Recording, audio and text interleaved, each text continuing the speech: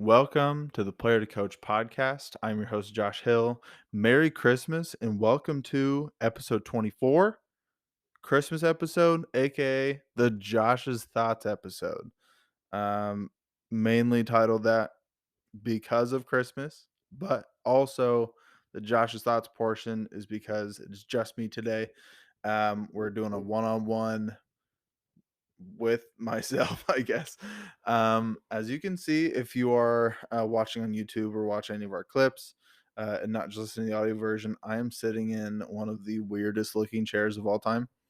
Um, I don't know how to describe it if you're not looking at it, other than it's kind of like a wicker basket egg, but throw a little comfy cushion in the middle of it. So that's what we're rocking with today. And we're just gonna dive right into it. First of all, Merry Christmas. Glad you all have made it to the end of the year with us. It's very exciting.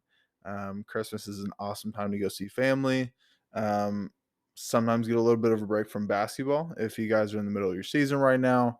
And if you're, an NBA player and really good and playing really good teams, and you get to play on Christmas Day, which would be awesome. So we're going to go ahead and dive right into it. Basically, I just want to kick it off with just showing my appreciation for um, Christmas Day NBA games. It's a special day for me. Um, I grew up in a household that didn't have cable all the time, so while I was an NBA fan, it was hard to find games to actually watch on a regular basis. And Christmas Day is always a day that I could count on, where it's basketball all day, great matchups, which I'm going to get into a little bit of later, but most importantly, free, for just about everybody, and so a little bit easier to find. So that was my day to geek out, watch a lot of NBA basketball. So um, always love NBA Christmas Day editions. They always, debut new jerseys. They always give great matchups. A lot of rivalry matchups. Sometimes they have former um, NBA Finals matchups, rematches, and it's a great time. They always throw the Knicks in there, which I guess isn't terrible this year, because the Knicks aren't too shabby. But in years past, oof, similar to like the Lions being put into Thanksgiving Day, NFL games. I don't. I get like the big market thing, but if a team isn't like that, then don't put them in Christmas Day. Anyway, let's get right to it. So, actually, a lot of the matchups this year, or I would say half of the matchups are pretty good. Or the idea of the matchups were great. The execution of it not so good. A lot of teams are struggling with injuries or just didn't get off to a great start, and so we might not get the game that we thought we would. But hey, you never really know what comes with Christmas Day games. But I think the biggest and most obvious one that I think everyone's going to be excited about is Milwaukee Boston.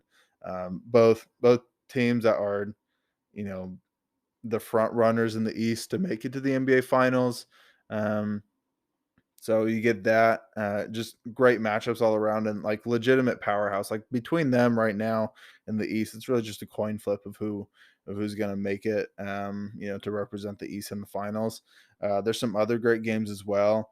Um, I wanted to run through a few of my most notable uh, NBA Christmas matchups that I got to watch. So forgive me for all of you, old people who have watched a lot more basketball than I have and have witnessed other great Christmas Day games. These are my games that I was able to witness and watch in real time, and that I personally think are some of the greatest ones. I think one of the first ones I like actually remember watching all the way through and being very invested in was 2011, the Bulls versus Lakers. This is a really low scoring game, especially if you look at it now. I believe it was 87 to 88, which is kind of crazy how low scoring a game that is. But that's when Derrick Rose had that game winning floater. Just great matchup. I remember just going crazy in my house, and it's a great one. The next one on the list for me would be 2013, the Warriors versus Clippers. That one you have the Clippers and Lob City, and that was when obviously Steph Curry wasn't just like recognize them, but that was at the beginning of people starting to realize, oh, this dude is wild, and historically great. Just an all-time game, all-time matchup. Kind of unfortunate. That's when they had the jerseys with the sleeves on, which I think was a huge miss on the NBA's part. And I think a lot of people, I mean, LeBron James felt a certain type of way because he ended up like ripping off his sleeves at one point that season. But anyway, please don't go back to the sleeved jerseys, NBA. Please don't. It was awful. Anyway, that was a great game. And my all-time favorite one, 2016 Cleveland versus Warriors. This is a run it back game from the finals, and it's when Kevin Durant first got there. He basically, so KD and LeBron basically got each other the whole game, which is always what you want between the two best players on the planet.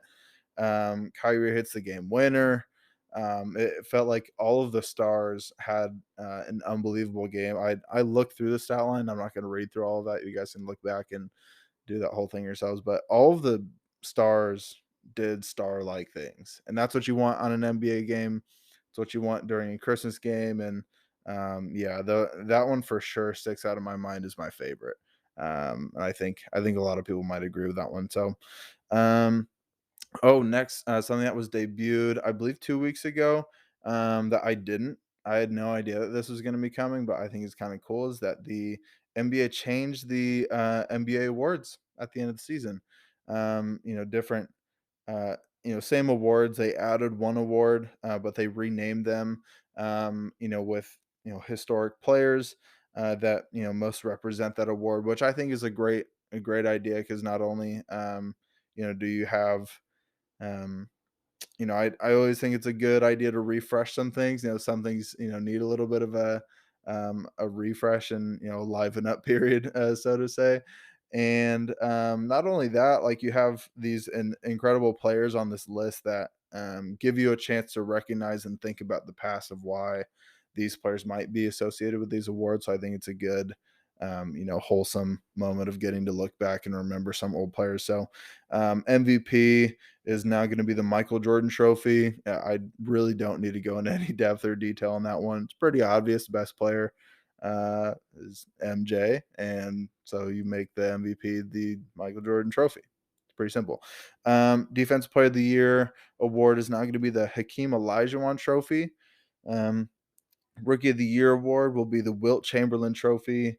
The Sixth Man of the Year award would be the John Havlicek Trophy, and most improved award will be the George Mikan Trophy. So those are all the awards that have been associated with the league for a while. They added a new one this year, which will be the Clutch Player of the Year award, which will be the Jerry West Trophy. I'm really interested to see how they actually end up voting on this and how this is judged because like, are they just gonna go off of, within the last 2 minutes of a game, who scores the most points? Is it gonna be based off of player performances that actually led to wins? I don't know. And clutchness is something that's, like, impossible to measure, but you kind of can know it when you see it. So I don't really know how they're gonna judge that one. But I think it's kind of a cool one to throw in there. And obviously Jerry West is kind of known for being that dude. So I think it's obviously pretty fitting to have him in there. Something that is not included in this, but I think kind of piqued my interest in light of revamping some of these trophy names, kind of bringing this to attention, is the NBA logo, which is obviously right now Jerry West. He's been the logo for a very long time. I'm curious if they're going to change it anytime soon, and what or who they would change it to. And I think there's kind of a general consensus of it would be kind of cool to see a tribute paid to Kobe Bryant, and make him the logo moving forward. I feel like that's not something that's out of the question. It kind of seems like they're doing a little bit of a revamp of some of this stuff with a new era of basketball ahead. And yeah, I don't think this generation of people who've gotten a chance to experience Kobe, obviously get to witness the tragedy that happened when he, so suddenly passed away, along with Gigi, his daughter, and those others that were on that helicopter. But I think something that would be, I think, widely accepted and celebrated would be a silhouette NBA logo of Kobe Bryant. So that's my vote if that's something that actually ever happens. But yeah, I think that would be pretty special, and I think that'd be a really cool sight to see. Um, okay, moving past that stuff. There's something that I'm really passionate about. I've talked about on this pod a few times about allowing more emotion in the game of basketball, letting the boys play per se, um, and something that I think really needs to be addressed this year, or at least looked at the end of this year. That can't happen again. These NBA technical fouls are just they're soft. They really are. Um, I wanted to point out a quick stat that I found funny. It's a little bit of a sidetrack off of this. Is that, of course, my favorite player, Kevin Durant, is leading the league this year with 11 techs. I just thought that was kind of funny. But there's a few different instances that really just make you question the NBA and like the power that referees have and the type of judgment that they have moving forward. And it's not necessarily like that ref is terrible for making that call, because we know that it's all coming from um, rules that they're instructed to enforce. So this isn't necessarily pointed at referees, but uh, ipso facto, kind of.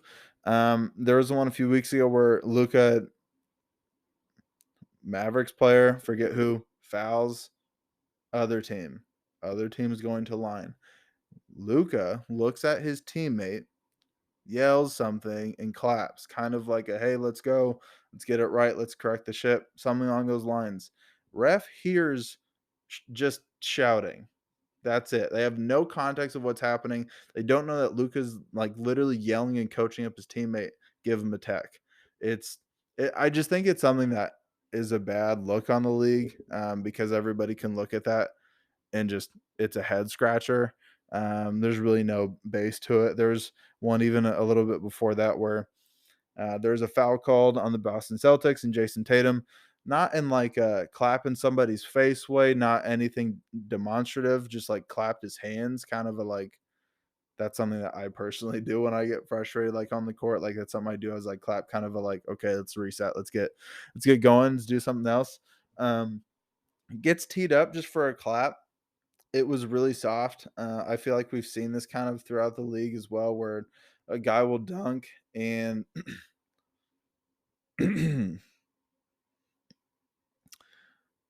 we've seen this throughout the league where a guy will dunk, excuse me, and whether it just be a glance, they accidentally tap the ball a little bit once it goes through the net. They like give a little bit of a like they swing on the rim and like swing back on defense. They give a little flex or something, and we tee them up. I just I think there's a pretty like baseline understanding of what a technical or what taunting is, and I just think that's kind of blurred right now between just showing emotion because it's an emotional game, and like one thing that drives me up a wall is when like you see this in the NFL a little bit, you see this in the NBA where a guy will make a play and do something in celebration that will be penalized during a game. You either get a flag thrown if you're in the NFL, like you get up and flex or do whatever, or in the NBA, you dunk on someone, you celebrate, you get teed up. Those same videos or those same clips, those same plays are used in promotion for the NBA, the NFL. It's looked at as like a highlight, but in the actual game, that's frowned upon and it hurts your team because you get teed up. And I think you can't like have your cake and eat it too if you're the league. Like you can't be penalizing these players and putting their teams at a bad spot for something that you turn around, use, monetize, put into clips, get fans excited about, put into commercials to show as something cool, because it's pretty obvious that at that point this is what people want to see.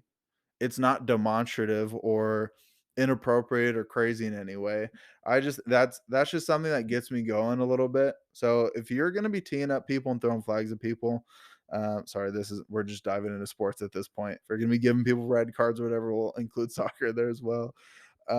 If you're gonna be doing that stuff in the field of play, don't be putting that stuff on your social media. Don't be putting it in commercials.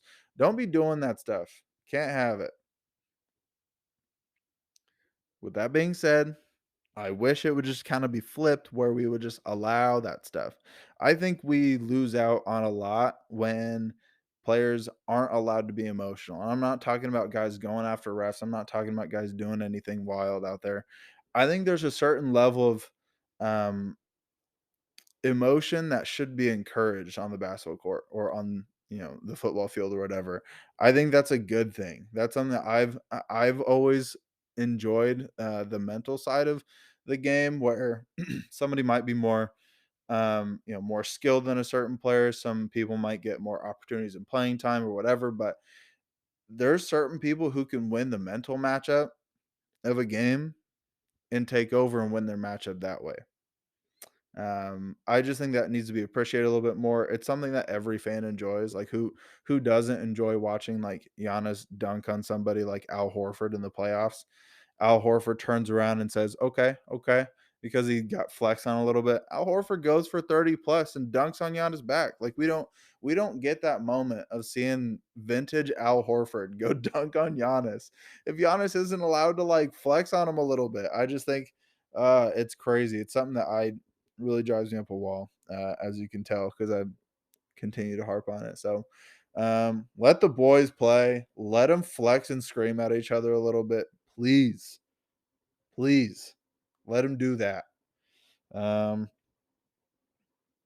there's something about the Suns that I want to talk about, but I might wait for Jordan for that one because I have a brewing feeling about the Phoenix Suns, but I don't want to talk about it yet. Last thing want to kind of hit on. We saw this with Rudy Gobert about a month ago. Timberwolves were really struggling, dropping games, and obviously that's going to happen from time to time. Um, some of their fans started booing them when they're at home after several losses in a row, really bad performance, and when Rudy Gobert was asked about how he feels about the booing, this is the answer that he gave. I just don't appreciate people that come in and boo your own team. Um, I'm gonna try to be like nice about this, but keep in mind I'm not a Rudy Gobert fan. I didn't like the move that the Timberwolves made. If you don't like your own fans booing you, don't freaking suck. Like I I think me personally, I don't know if I would ever get to a point of where I'm booing, my own team that I, paid, hard-earned money to go watch them play. I don't know if I would ever get to that point. But I think there's a pretty standard idea of, well, if the fans aren't upset with a bad product and aren't frustrated that the team isn't performing well, first of all, they wasted their money being there because he didn't perform. And two, they're just like letting it be okay that you guys stink. That's not what they want. Like, well, yes, fans aren't like on the court playing, like they're probably a little bit competitive too. They probably want to see a little bit more. And like just like anything else, like in the NFL, you don't want to see a guy dance in the end zone. Don't let him get the freaking end zone. You don't want to see a guy, go crazy and get their crowd lit on fire. Like don't let them score. Like I think that's really soft for someone to say, they don't appreciate their own fans because they got booed that night. Well, don't play so bad that you get booed. I'm sorry.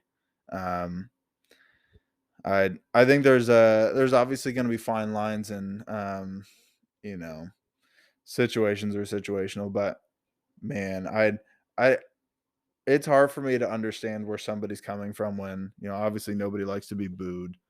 But man, like, you can't be calling out your own team or like your own fans. I just think that was really soft. I'm curious what other people think about fans booing their own team. Obviously, you don't get booed if you don't play bad. So I don't know. Be a professional. Don't stink. Which, I mean, it is Rudy Gobert. So, but I better stop talking just in case, Timberwolves come calling one day for my name. But anyway, thank you for being along with the episode. A little bit shorter one today. Yeah, excited to get Jordan back on here sometime, and hope you guys enjoyed the background of this wild looking chair. Hope you guys have a great Christmas. Enjoy those Christmas matchups. Um, have a great time with family. Eat great food. Travel safe. Stay warm, and if especially if you're someone like me who lives in the Midwest right now, where I'm pretty sure it's -4 right now. Pretty chilly out there. So stay warm. Hopefully you guys have a good time, listening to the podcast. If you guys are just doing chores around the house, if you guys are, on long drives, traveling to go see family, whatever it may be, really appreciate your guys' listening, support, and all that good stuff. So please go ahead and share the podcast with somebody only if you like the podcast. Okay. I've said this before. I'll say it again. If you don't like the podcast, just move on. Okay, move on. Don't share it. Don't do anything. Do whatever. But if you enjoy it, if you're connected in any way, if you think of somebody that might enjoy the podcast and the type of stuff that we do, go ahead and share it with them. That's it for today. Merry Christmas, everybody. Peace.